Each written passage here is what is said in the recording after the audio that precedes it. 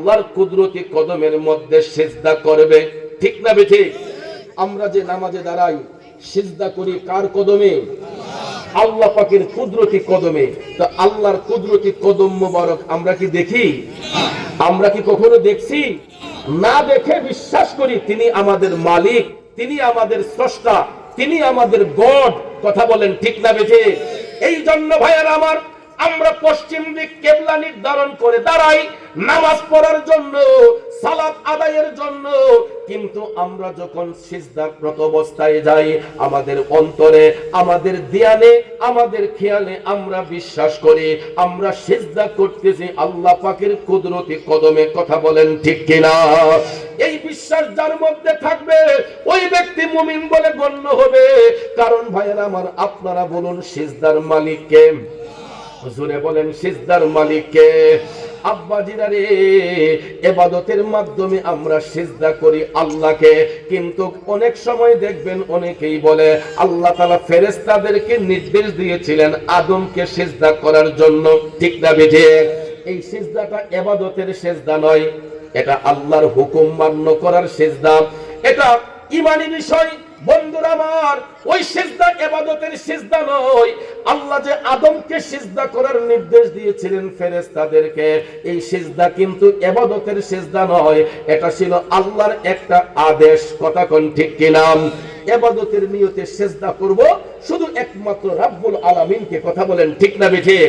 আর আদমকে সিজদা করার কথা ফেরেশতাদেরকে আল্লাহ আদেশ দিয়েছিলেন তাদের ঈমানটাকে যাচাই করার জন্য। কিন্তু সব ফেরেশতারা সিজদা করলেও একজন করে নাই, যিনি ছিল মুআল্লিমুল মালাইকা, যে শয়তানের তোক গলায় নিয়ে স্বর্গ থেকে বের হয়ে কাফেরের শামিল হয়ে কাফেরদের অন্তর্ভুক্ত হয়ে কিয়ামত পর্যন্ত অভিশপ্ত হয়েছে, যাকে আমরা শয়তান নামে চিনি। কথা কোন ঠিক না বেঠিক?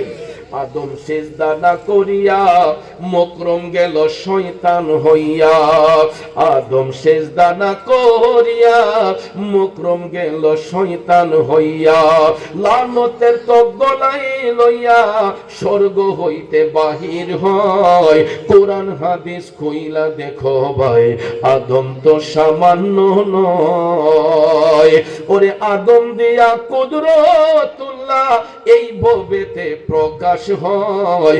কোরআন হাদিস কইলা দেখো ভাই, আদম তো সামান্য নয়। কষ্ট হচ্ছে বাবাজির আমার? এ বন্ধু, ফেরেশতাদেরকে আল্লাহ নির্দেশ দিয়েছিলেন আদমকে সিজদা করার জন্য।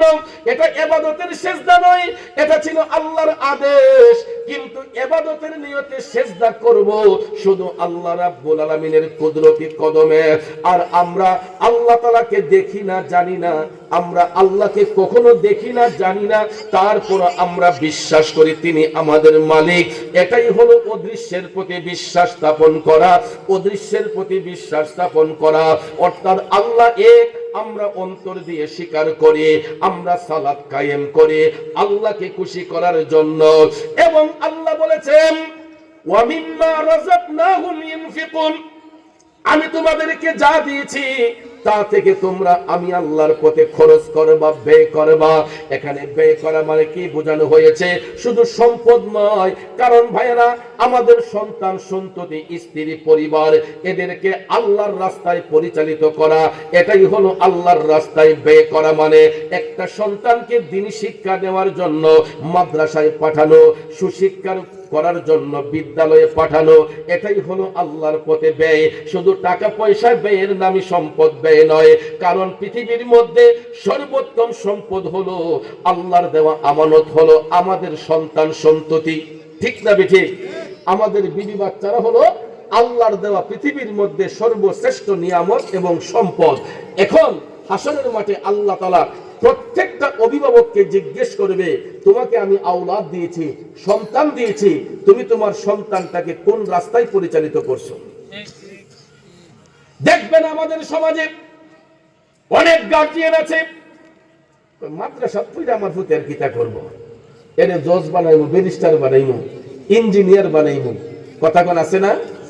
মাদ্রাসা পড়ে কি তুইব, কিতা পাইব, কি চাকরি করব, এরকম ভাবে বইলা দেখবেন এটার কথাটার একদম ইনসাল্ট করে ফেলে।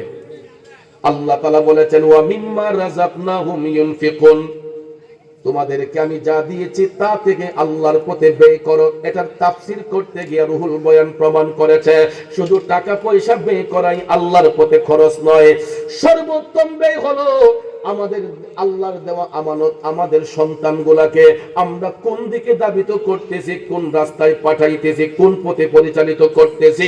হাসরের মাঠে আল্লাহ রাব্বুল আলামিন প্রত্যেকটা গার্জেনকে জিজ্ঞাসাবাদ করবেন, তোমাকে আমি সন্তান দিয়েছি, তোমার সন্তানটাকে তুমি কোন রাস্তায় পরিচালিত করেছ। যখন দেখা যাবে আমাদের সন্তানগুলা ড্রাগ অ্যাডিক্টেড, ফেন্সেকোর, নেশাকোর, জিনাকোর, বেবিচারী, সন্ত্রাসী, ছিনতাইকারী, তো এই হাসরের ময়দানে আল্লাহ রাব্বুল আলামিন ওই সন্তানের কর্মের গুণে গার্জেন গুলাকে আমার আল্লাহ শাস্তি প্রদান করবে, অভিভাবকদেরকে আমার আল্লাহ শাস্তি প্রদান করবে। এই জন্য বাজান আমার নিজেকে শুদ্ধ করতে হবে।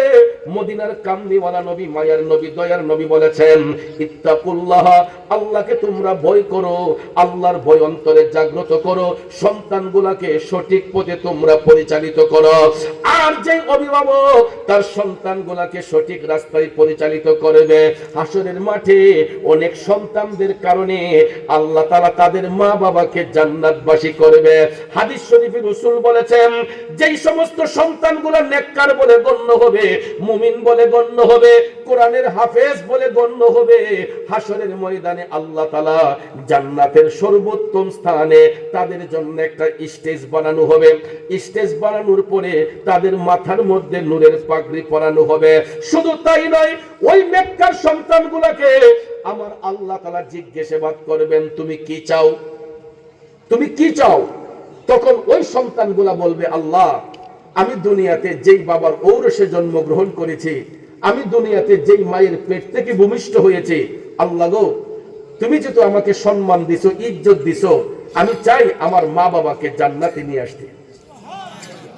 অথচ দেখেন, বাবা কৃষক, বাবা দিনমজুর, বাবা রিক্সা চালক, বাবা অটো চালক, বাবা ভ্যান গাড়ি চালক, বাবা মুদিমালের ব্যবসায়ী, সরকারি চাকরিজীবী, প্রাইভেট চাকরিজীবী, যেই কোনো পরিবেশে থাকুক না কেন, সন্তান যদি নেককার হয়ে যায়, ওই সন্তানকে হাসরের মাঠে আল্লাহ তাআলা জান্নাতের উচ্চ আসনে নিয়ে পুরস্কৃত করে তাকে বলবেন, তুমি সম্মান স্বরূপ আর কি চাও?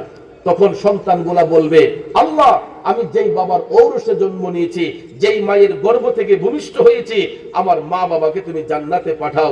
তখন ফেরেশতাদেরকে দিয়ে আল্লাহ তাআলা ওই সন্তানের মা বাবাকে জান্নাতের মধ্যে পাঠাবে এবং জান্নাতে তাদের জন্য এমন বিশাল প্রাসাদ নির্মাণ করে রাখা হবে, এক একটা প্রাসাদের মধ্যে 70,000 ফেরেশতা থাকবে তাদের সেবা করার জন্য, এবং এক একটা জান্নাতীর জন্য 72 জন বেহেশতের হুর আল্লাহ তাদের সেবার মধ্যে নিয়োজিত করে দিবেন।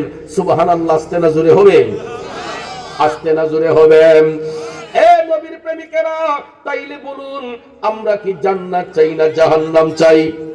জোরে বলুন, জান্নাত চাই না জাহান্নাম চাই? উজানচরের বাবাজিরা, বাস্তবমুখী